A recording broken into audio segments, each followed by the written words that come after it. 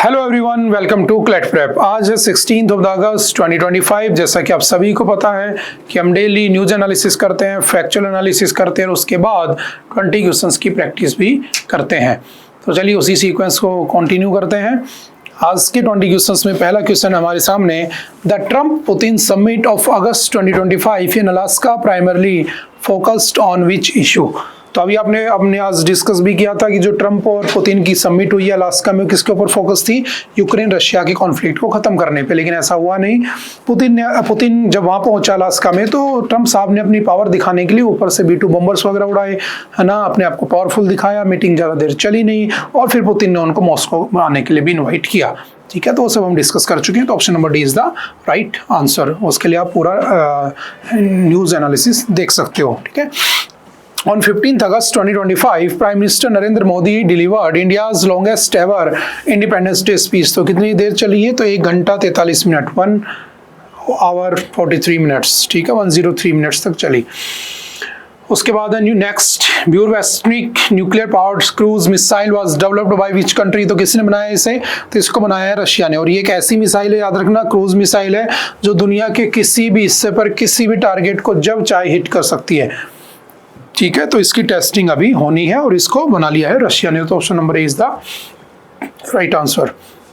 What is the name of the AI powered tool launched by the government to generate structured minutes of the ग्राम सभा meetings? तो इसका नाम है सभासार।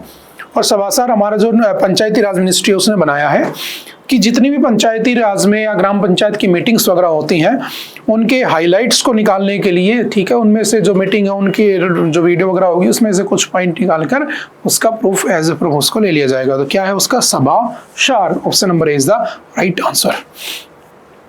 JP Senani pension scheme was launched by which state government. तो देखो, JP सेनानी scheme जो है वो बिहार लेकर आया था और इनिशियली ये 2009 में आई थी। अभी इसमें चेंजमेंट ये हुआ है कि जो इमरजेंसी के समय ना, इमरजेंसी के समय जो लोग लेस देन 6 मंथ जेल में रहे थे उन लोगों को 7,500 से लेकर 15,000 रुपए तक पेंशन दी जाती है। और जो लोग मोर देन 6 मंथ रहे थे उनको 15,000 से अबोव पेंशन दी जाती है। ये उसका प्रोविजन होता है। तो Bihar is the right answer. ठीक है। Which article of the Indian Constitution provides for the establishment of the GST Council? तो ये भी हमने डिस्कस किया था। जीएसटी काउंसिल कौन से आर्टिकल में? तो आर्टिकल 279 का ए इज द राइट आंसर। और इसके बारे में हमने डिटेल्ड एनालिसिस किया था हिंदू एनालिसिस में, आप जाकर वहां पर देख सकते हैं। Who is the chairperson of the GST council? तो कौन होता है चेयरपर्सन जीएसटी काउंसिल का? तो जीएसटी काउंसिल बनी कब थी? है ना, 1 जुलाई 2017 को जीएसटी लागू हुआ था। और इसकी जो काउंसिल बनती है तो उसका चेयरमैन कौन होता है? हमेशा फाइनेंस मिनिस्टर ऑफ इंडिया होता है। ठीक है, option number B is the right answer. इसे वन नेशन वन टैक्स भी कहते हैं। Which of the following statements about the GST and the liquor is correct? तो देखो, जीएसटी और लीकर के बारे में क्या करेक्ट है? तो ये भी हमने पढ़ा था कि लीकर और उसके साथ साथ जो आपके पेट्रोल या क्रूड ऑयल वगैरह उसको जीएसटी में लागू, उसमें जीएसटी में उसको काउंट नहीं करते हैं ना। स्टेट की पावर होती है, जितना पैसा चाहे उससे बना सकते हैं, इसलिए हर स्टेट में पेट्रोल वगैरह के रेट वेरी करते हैं, आप जानते हो। ठीक है, तो liquor for human consumption is kept outside the GST and taxed separately by the states. Option number C is the right answer. Which rules regulate plastic waste management in India, prohibiting certain single-use plastics since July 1st, 2022? तो कौन सा है? Plastic waste management rules 2016, जिनको 2021 में amend किया था और 2022 में 1 जुलाई से लागू किया था कि सिंगल यूज प्लास्टिक के ऊपर आपको फाइन देना पड़ेगा और वो सब बात कर रहा है। ठीक है, न्यूज में क्यों था? हमने पढ़ा भी था एनालिसिस में कि उस जो प्लास्टिक पोल्यूशन है उसके ऊपर ट्रीटी होनी थी। 2022 में कहा था, 24 में करेंगे। अभी तक ट्रीटी का कोई नामो निशान नहीं है। तो ये न्यूज में आके और कुछ नहीं है। क्या रीजन है नहीं होने का वो हम वहां पढ़ चुके हैं। Which category of plastics was banned in India under the Plastic Waste Management Amendment Rules 2021 from July 2022? तो क्या बैन किया गया था? सिंगल यूज प्लास्टिक को बैन किया गया था, जैसे स्ट्रोज, प्लेट्स, कटलरी, ठीक है, पॉलीस्टायरीन आइटम्स, इनको बैन किया गया था। In 2022, the United Nations Environment Assembly adopted a resolution to negotiate a legally binding global treaty on plastic pollution by which year? तो 2022 में कहा था, 2024 तक करना था, किया नहीं था। क्यों नहीं किया था वो हम पढ़ चुके हैं। Plastic Pollution Day is observed every year on which date to raise awareness about the harmful effect of the plastic on the environment? तो किस दिन मनाते हैं? तो 3rd जुलाई को हम प्लास्टिक पोल्यूशन डे बनाते हैं, उसके बारे में अवेयर करने के लिए। चलते हैं next. In which year was the Warsaw pact formally dissolve? तो ये भी हमने पढ़ा था, रशिया और जो पुतिन और ट्रम्प की जो मीटिंग हुई थी उसके अंदर, है ना। तो आपको याद होगा वॉर्सो पैक्ट कब हुआ था? 1991 के अंदर। ठीक है, क्या था क्या नहीं था, यूएसएसआर का डिसइंटीग्रेशन, वो सब जानने के लिए आप जाकर न्यूज एनालिसिस देख लीजिएगा। चलते next. Which treaty between the USA and the USSR, later Russia, dealt with the resolution of maritime boundary dispute in the Bering Sea and the Arctic region?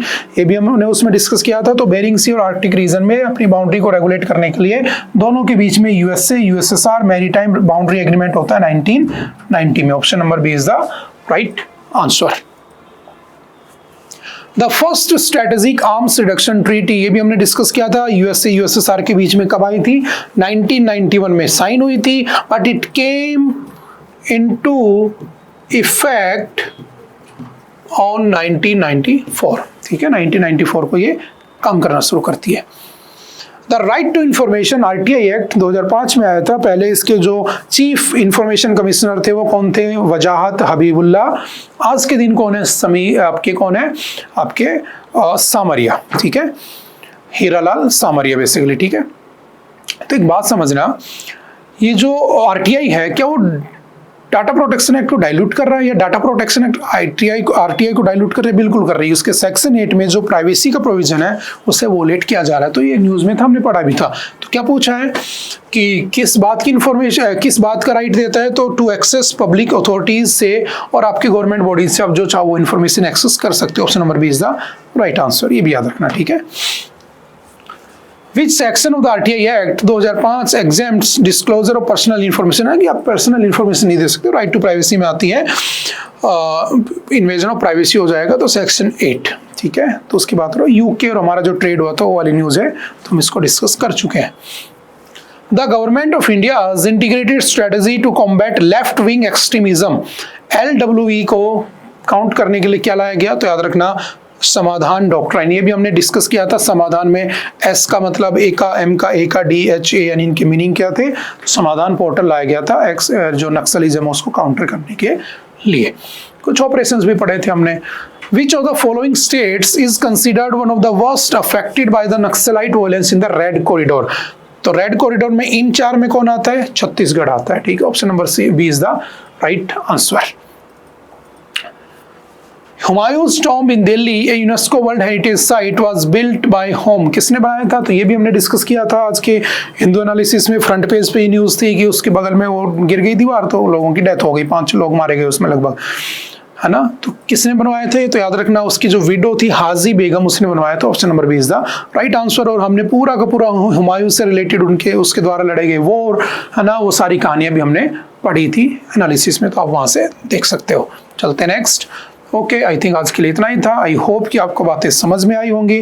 फिर भी अगर किसी तरह का कोई डाउट रहता है तो आप एनी टाइम आकर मिल सकते हैं, पूछ सकते हैं, अपने डाउट क्लियर कर सकते हैं। ओके, मिलते हैं दोबारा फिर कभी किसी नेक्स्ट लेक्चर में। Okay, bye bye, thank you, have a nice day.